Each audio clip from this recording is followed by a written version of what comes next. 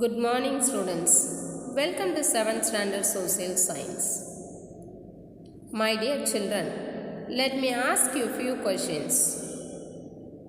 Question number 1. Have you visited Taj Mahal? Yes, it is in Agra in Delhi. And then, which is the capital of India? Very good, New Delhi.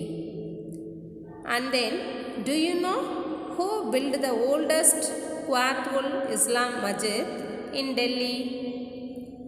Good, Qutbuddin Aibak.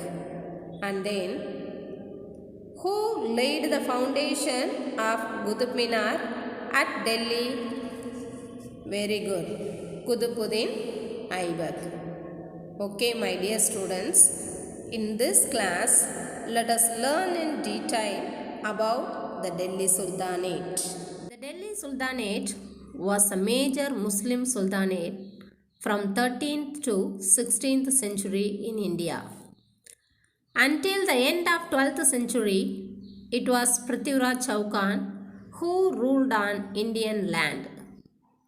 Muhammad of Kaur, after winning the second Battle of Tehran in 1192 AD, with Prithviraj Chauhan, started his exploitation in India. However, soon after death, he returned to his kingdom and left his rested lieutenant and former slave. Slave Dynasty 1206 to 1290 AD. Muslim rule in India was established by Muhammad Ghori in 12th century AD. Qutbuddin Aibak 1206 to 1210 AD. Qutbuddin Aibak began his rule by establishing Lahore as the capital of his kingdom. Later, he shifted his capital to Delhi. He also laid the foundation of the Qutub Minar, but he was unable to complete it. It was later finished by his son-in-law and his successor Iltutmish. Aibak died of injuries received during an accidental fall from a horse while playing polo in 1210 AD. Who completed the construction of the Qutub Minar? Yes, Iltutmish. It started by Qutbuddin Aibak. Iltutmish died in April 1236 after ruling for 26 years. Now, Khilji dynasty. Jalaluddin Khilji was the founder and the first ruler of the Khilji dynasty. After the slave dynasty, the Delhi Sultanate rapidly expanded under the Khilji dynasty. Jalaluddin Khilji from 1290 to 1296 AD. There were many military campaigns during the reign of Jalaluddin. Campaign means a planned series of attacks in a war, but they were mostly organized and led by his nephew Alauddin, the governor of Kara.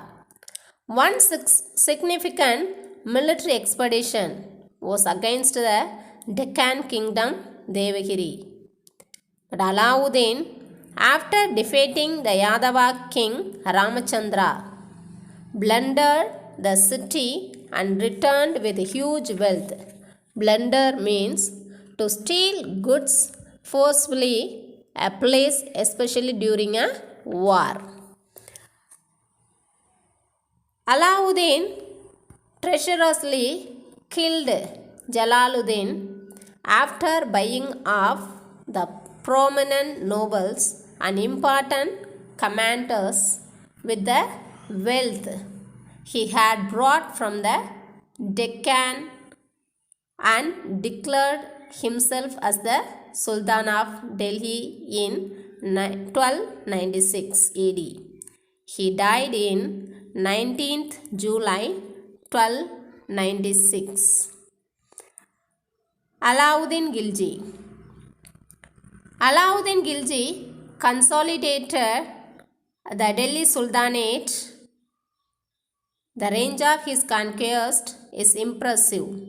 In the Punjab against the Mongols, in Rajasthan and in Gujarat with his northern frontiers secure, he sent his chief lieutenant Malik Kafur into the southern parts, who took even the distant Madurai in 1310 AD.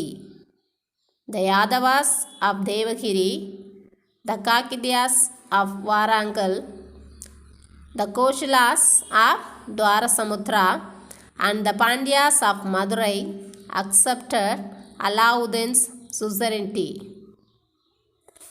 Alauddin died in 1316 AD.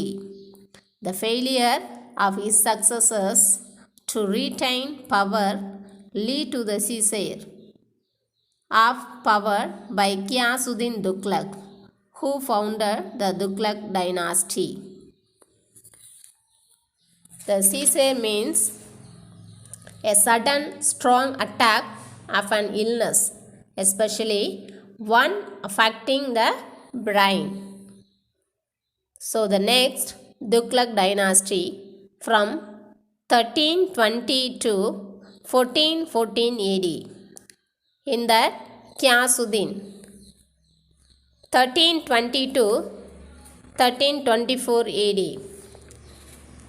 The Tughlaq dynasty was established by Ghiyasuddin Tughlaq. However, Muhammad bin Tughlaq was considered a prominent ruler who was scholarly and well read in many subjects.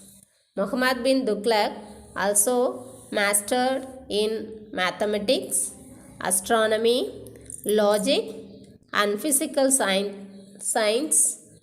He enjoyed Persian literature, music, fine arts, and calligraphy. After his death, the Sultanate became very weak and eventually collapsed.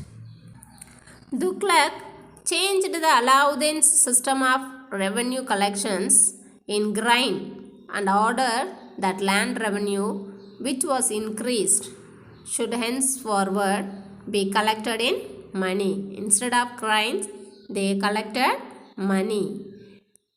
And then the Tughlaq ruled as Sultan for 25 years. During his long reign, he had to face many revolts of the provincial governors.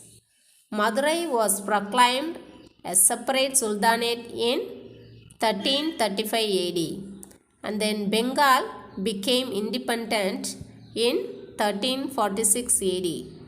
Tughlaq died on 23rd March 1351 AD. And then Firoz Shah Tughlaq. He is from 1351 to 1388 AD. Firoz, the son of Ghiyasuddin's younger brother, succeeded Muhammad bin Tughlaq. He promoted agriculture by waiving of the debts of the agriculturalists and constructing many canals for irrigation. Waiving means exempting. He laid out 1200 new gardens and restored 30 old gardens of Alauddin Khilji. He had built new towns such as Firozabad, Jaunpur, Kishar and Firozpur. Sayyid dynasty. From 1414 to 1451 AD, the Tughlaq dynasty came to an end by the 14th century due to the invasion of the Dargis ruler Daimur. The local governor of Multan named Kisab Khan replaced and announced himself as a ruler of Delhi and established the Sayyid dynasty. The last one, Lodi dynasty. It is from 1451 to 1526 AD. It was the last ruling family of the Delhi Sultanate in India. In 1498, Baglul Lodi was succeeded by his son Sikandar Lodi. Sikandar was a patron of arts and learning. Patron means supporter or promoter. He founded the city of Agra and made it his capital. He died in 1517 AD and he was succeeded by his son Ibrahim Lodi, who was defeated by Babur in 1526 in the Panipat battle. Thus, the Lodi dynasty and the Delhi Sultanate were ended by Babur, who went on to establish the Mughal Empire in India. Okay, students, shall we recall now? Yes, the establishment of Muslim rule in India by Muhammad Ghori, and then slave dynasty founded by Qutbuddin Aibak and consolidated by his son-in-law Iltutmish. The Russia, the daughter of Iltutmish, a brave fighter and a great administrator. And then Alauddin Khilji as the founder of Khilji dynasty. Firoza Tughlaq as a ruler with his concentration on the well-being of the people. Kisar Khan founding the Sayyid dynasty and Baglul Lodi, the governor of Sirhind, establishing the Lodi dynasty. And then last, the first battle of Panipat, paving the way for the foundation of Mughal Empire by Babur in 1526 AD. Okay, students, thank you.